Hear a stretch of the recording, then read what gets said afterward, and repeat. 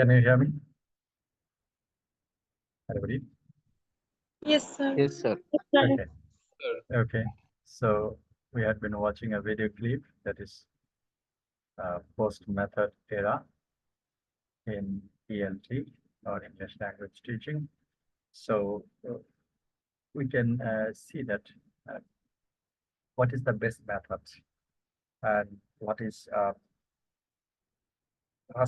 method of English language teaching will be appropriate in every corners of this world. There is no questions. In this regard, uh, uh, what would be the effective methods in this regard? We see that in post-method era, many proponents they have discussed their idea what can be done in case of teaching a bulk number of students worldwide. That means at present 800 crore people are living in this world. We have been living in a postmodern times. We have been living in a more globalized time. So our needs, our requirements, our necessity, and our motives, intention that has been diversified.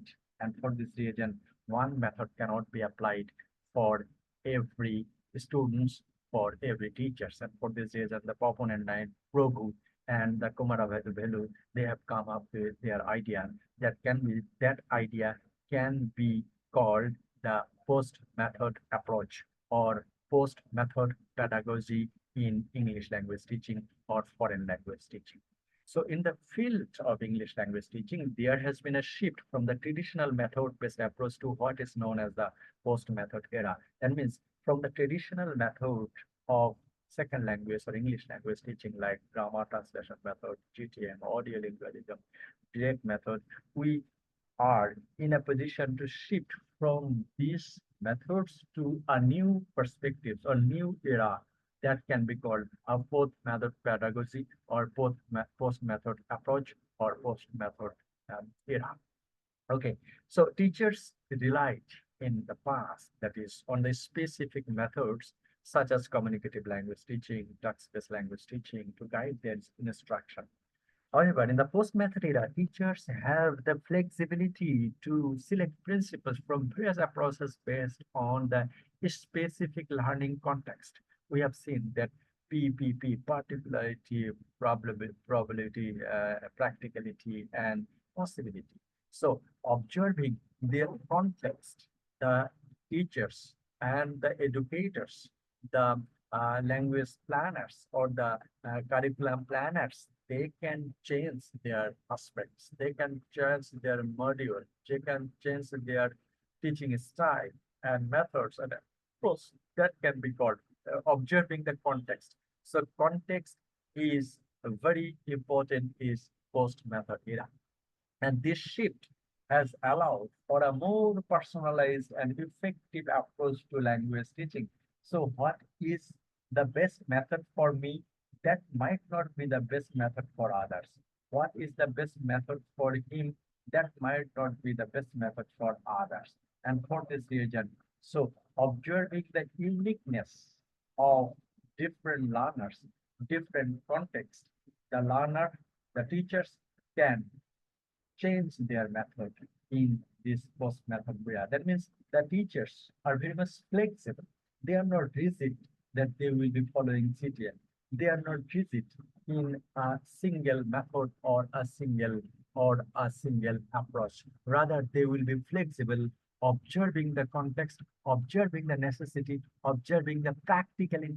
Okay, so there are, suppose if we consider the CLT might be good in Bangladesh, but ZME might not be. Even in Bangladesh, CLT might be appropriate for the classrooms where we have got the multimedia facility, the small number of students and others. But in case of school, in case of large classes, CLT might not be appropriate. So these issues recurs. That means these issues comes uh, again and again in post method pedagogy or in post method pedagogy.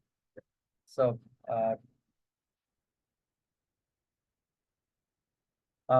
In one of the key features of the post-method era is the emphasis on the teacher's role and expertise. Now, what would be the teacher's role in the post-method era? The teacher, uh, uh, in case of the in case of post-method era, that is, what should be the teacher's role and expertise? Okay, a teacher might be implementing one method and might not be very much efficient for implementing others.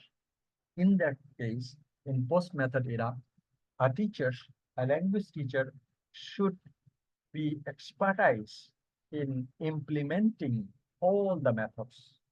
What is necessary to the context where he or she is teaching. That is called contextualization. And this contextualization will be dealing with the teacher's expertise and the teacher's role. And that is the crucial point is post-method era. And applying so many methods and approaches in a classroom, that can be an eclectic approach.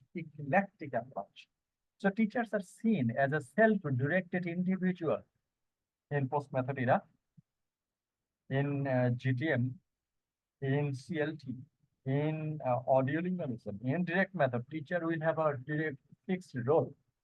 But in post-method era, teacher will be self-directed. They will observe their context. They will observe the students. They will observe the academic culture. Observing all things, they will be self-directive. Teachers will be self-directive, who can construct their own theories of practice. What you will be dealing with. In several cultures, we see that the students are not interactive. They feel shy to talk before others. Okay. So observing the students' inactiveness, the teacher will implement his or her own methodology. And for this reason, in post-method era, teacher is called self-directed. He will determine the way, the style, the principles of the classroom or the teaching language towards the students. They are encouraged to reflect on their teaching methods and make adjustments based on what works best for their student. Teacher will observe which method will be suited most for the student. And observing the students, he or she will applying the most appropriate methods for approach in the classroom. This reflective teaching approach allows teacher to be more responsive to the students' needs and create a dynamic learning environment. And this dynamic environment can be called eclectic approach. Another important aspects of the post-method era, the recognition of the importance of the context and language teaching.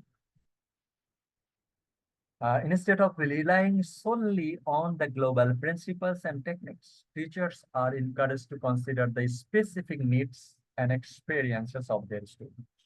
Okay. Suppose we see that is in case of Bangladesh at the time of Corona pandemic, we started online classes. So when we started online classes, many students, they say that I have net problem. I can't join the class. I couldn't hear you. I couldn't hear. So then what was the scenario? Then many students requested for the video of the classroom. And at the time, the students and institution, they initiate that, yes, their class should be uploaded in Facebook or other social media. So in that case, there was a debate. Okay, so what would be done? So according to the encouragement, according to the situation, the teacher will implement, if it is necessary that the video class or the audio class is necessary for the student, teachers will be doing those in case of post-method era. Okay, so this approach known as globalization or localization allows for a more localized and relevant language pedagogy. Localized and relevant language pedagogy. What is relevant in your context? So post-method era can be called the more relevant and localized pedagogy in case of language teaching. By incorporating local context and experience into their teaching, teachers can create a more engaging and meaningful experience for their students. This is their based upon the experience of teaching and learning, and based upon the experience observing the students' needs and necessity in this context. Okay. So,